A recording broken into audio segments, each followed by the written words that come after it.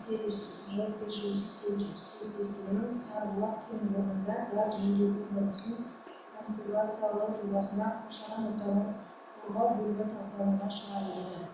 Қоғамдық тыңдау Қазақстан Республикасының экологиялық кодексінің 96-шы бабына және Қазақстан Республикасы экология, геология және табиғи ресурстар министрінің 2020 жылы 3-ші тамыздағы номер 286 қоғамдық тыңдаулар өткізу қағидаларын бекіту туралы бұйрығына сәйкес өткізіліп отыр.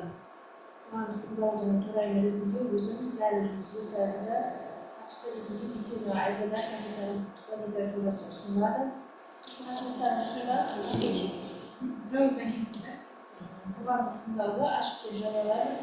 Аталған азаматтарға қоғамдық тыңдаудың жұмысына кірісуге рұқсат. Бұл қоғамдық тыңдаудың мақсаты тапсырыс беруші Құмкөл Транссервис жауапкершілігі шектеулі серіктестігінің Сарыбұлақ кен орнында газ өңдеу қондырғысын консервациялау жобасына қоршаған ортаны қорғау бөлімі қоғамдық таныстыру және хабарландыру болып табылады. Баяндама жасауға 10 минут, қосымша сөйлемеушілерге 3-5 минуттан беріледі. Келіссеңіздер регламентке 1 сағат беріледі. Осы регламентпен келісіңіздер қоғамдық тыңдаудың күн тәртібі және регламентті бірауыздан бекітіледі. Сұрақтарыңыз болса, негізгі баяндама үшін тыңдап болғаннан кейін талқылауға көшсек. Күн тәртібінің мәселесі бойынша сөз баяндамашы сөйлеуші Гүлнар Сәбитқызына беріледі. Барлықтарыңызға қайырлы күн. Менің аты жөнім Төлеуші Гүлнар Сәбитқызы, жобалаушы компания Темір консалтинг компаниясының инженерлік бөлімінің. Алдарыңызға жобамен келіп отырмын. Жобаның атауы жаңа атап өтті. Сарыбұлақ кен орнындағы газ өңдеу қондырғысын консервациялау жобасына қоршаған ортаны қорғау бөлімі. Енді бұл жерде Саламатсыздар ма? Кешіріңіз, дауысты естілмеді. Жақын сөйлеймін бе? Жақын тұрайын енді. Енді бұл жерде қоғамдық тыңдаудың бағдарламасын айтып кетті, 1 сағат беріледі. Келесі. Осы қоғамдық тыңдаудың өткізу заңдылығына сәйкес біздерде жаңағы газеттерге, телеканалдарға хабарландыру берілген болатын. Сізге жалпы таныстыру ретінде қиындыларын көрсетіп қойып отырмыз. Келесі. Енді бұл жерде Құмкөл Транссервис жауапкершілігі шектеулі серіктестігінің геологиялық бөлімінің орналасу картасы көрсетілген. Жаңа біздер айтып отырмыз, жобаның тақырыбында да айтылған. Газ өңдеу қондырғысын консервациялаудың жоспарлап отырмыз. Сол бойынша жаңа қай жерде орналасқанын көрсетіп қойып отырмыз сіздерге. Келесі. Енді келісімшарттық аумақтың орналасуы туралы айтатын болсам, мына жерде келісімшарттың картада орналасуы көрсетілген. Сонымен қатар, ОПГ деп айтады, жаңа газ өңдеу қондырғысы Құмкөл Транссервис компаниясының Сарыбұлақ кен орнында келісімшарттық аумағында орналасқан.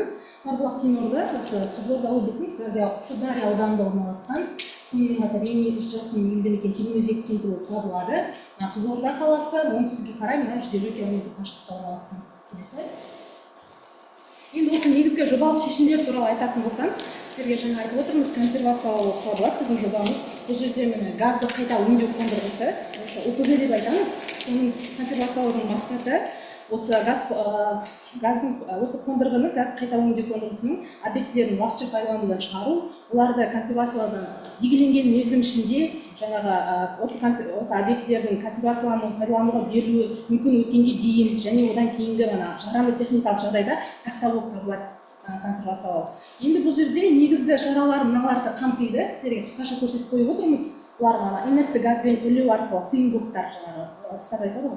Және технологиялық құбырларды газсыздандыру, және де құбырлардағы катушкаларды кесіп штепселерді дәнекелеу деген сваркілеу деп айтады. Сонымен қатар технологиялық құбырлар мен сыйымдылықтарды сұйытылған күмісутек газдарын босату, яғни бойын бәрін тазалау. Сонымен қатар жаңағы сорғы және компрессорлық агрегаттарды майлау жүйесіне жаңа майдан босату, майдан тазарту, және де консервациялау кезіндегі қамтамасыз ету керек. Жаңағы консервациядан кейін олардың жұмысқа қабілеттілігін сақтау мақсатында объектінің инженер желілеріне, ғимараттарына және құрылыстарына қызмет көрсету, қызметін ұйымдастыру керек. Сонымен қатар автоматты дабыл беру және де өрт сөндіру жүйелерінің объекттері, сондай-ақ белгіленген тәртіппен қызмет көрсетілетін жаңағы газды қайта өңдеу қондырғысы жабдықтарын, ғимараттары мен құрылыстарын консервациядан кейін жұмысқа жарамды күйде сақтауды қамтамасыз ететін сумен жабдықтау, жылыту, кәріз жүйелерінің объектілері консервациялауға жатпайды. Бұл жерде енді қоршаған ортаның негізгі қоршаған ортаға теріс әсер ететін көздері қандай болуы мүмкін? Енді бұл жерде өздеріңіз білесіз, дәнекерлеу қондырғылары, жаңағы сварка жасалатын, газбен дәнекерлеу түрлері, бояу жұмыстары, яғни лакокрасочный работа деп айтады. Сонымен қатар жөндеу шеберханалары, шаңданатын материалдар тасымалдау, бұл жерде енді арнайы спецтехникалардың жұмыстары кезіндегі. Енді бұл жерде атмосфераға, ауаға әсерін бағалау туралы айта кететін болсам, бұл жерде сіздер 2026 жылға жоспарланып тұр бұл жұмыс іс-шара. Енді бұл жерде консервациялау кезінде 0,132 грамм секунды болса, жылына 1,143 тоннаны құрайды. Яғни осы шығарындың өзі тек азғантай уақыт қана уақытша болып табылады. Тек көрсетілген уақыт мерзімде ғана жасалып, бағанадай консервацияланып тастайды. Енді бұл жерде қоршаған ортаға әсерді азайту үшін қандай іс-шаралар, жабдықтардың жай-күйінің техникалық талаптарға сәйкес болуын анықтау, сонымен қатар өндірістік экологиялық бақылау жүргізу және де технологиялық уақыт тәртібін сақталуын бақылап жатыр. Енді айтып өтетін, бұлардың барлығы уақытша болып табылады, шығарындардың көздері. Осы жоба аясында сумен жабдықтау, су бұру туралы айтатын болсам, енді бұл жердің барлығы тек су шаруашылық қажеттіліктер, техникалық қажеттіліктер үшін шартқа сәйкес мердігер ұйымдармен қамтамасыз етсек, бұл жерде арнайы су пайдалану қарастырылмаған. Енді су бұру туралы айтатын болсақ, енді сарқынды сулар, жаңағы лас сулар жинақталуына қарай мердігер ұйымдармен келіп кетеді. Бұл жерде сіздерге консервация жұмысы кезіндегі бөлінетін сулардың, шығарылатын сулардың, қолданылатын сулардың мөлшерлері көрсетілген. Енді қандай шаралар, жанар-жағармай материалдарының ағып кетуін болдырмайтын көлік құралдарының техникалық жай-күйін бақылап отыру, неліктің ластануына байланысты жұмыстарды жүргізуді регламенттеу. Енді бұл жоба аясында өндіріс және тұтыну қалдықтарын алдын ала көлемі туралы айтатын болсам, тұтыну қалдықтарын кәсіпорын объектілерінде орналастыру көзделмеген, яғни өндіріс және тұтыну қалдықтары контейнерде уақытша сақталады, жинақталуына қарай Қазақстан Республикасының 330 бабының 1-ші тармағына сәйкес мамандандырылған лицензиясы бар ұйымдарға тапсырылатын болады. Енді бұл жерде қандай қалдықтар болуы мүмкін? Сіздерге лимиттарын көрсетіп қойып отырмыз.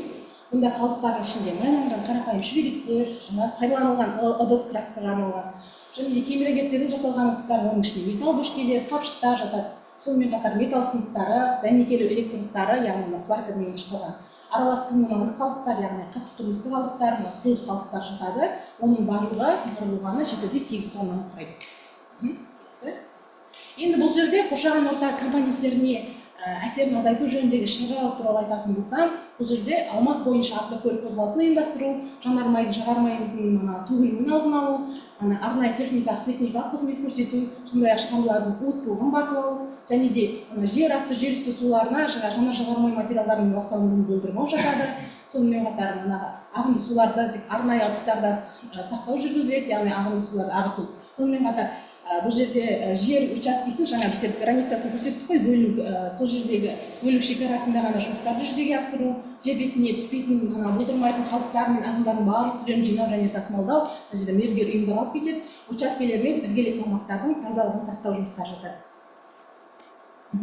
Енді бұл жерде қоршаған ортаны қорғау жөніндегі шаралар жоспары туралы айта кететін болсам, енді ең бірінші бұл жерде қандай шаралар, жер қойнауын жаңағы жұмыстар жүргізілген кезінде объектілерді шаң басу бойынша жұмыстар жүргізу, және де аумақты көгалдандыру, өндіріс экологиялық мониторинг жүргізу, және де персоналды экологиялық оқытуды жүргізу жатады. Келесі. Енді қорытындылайтын болсақ, қоршаған ортаға әсері жаңағы құрамдас интегралды әсер талдау бойынша жобалық технологиялық шешімдер сақталған жағдайда жобаны іске асыру бойынша қоршаған ортаға айтарлықтай теріс әсер етпейді, яғни әсері жергілікті, төмен және уақытша деп бағаланады. Назарларыңызға рахмет. Егер жоба бойынша сұрақтарыңыз болса, қойсаңыздар болады.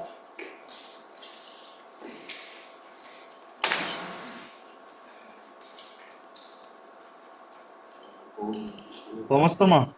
Иә, саламатсыз ба? Тыңдап отырмын. Эколог департаментінен ғой. Сіздерде қанша адам қатысып отыр қазір?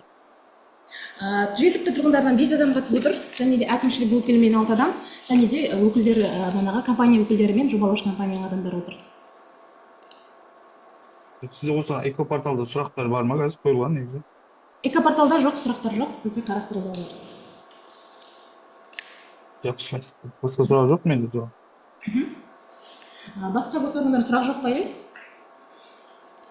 онлайн қатысушылар, және де сіздерге бір өтініш, өздеріңіздің аты жөндеріңіз чатқа жазып өтулеріңіз сұралады. Басқа сұрақ жоқ па?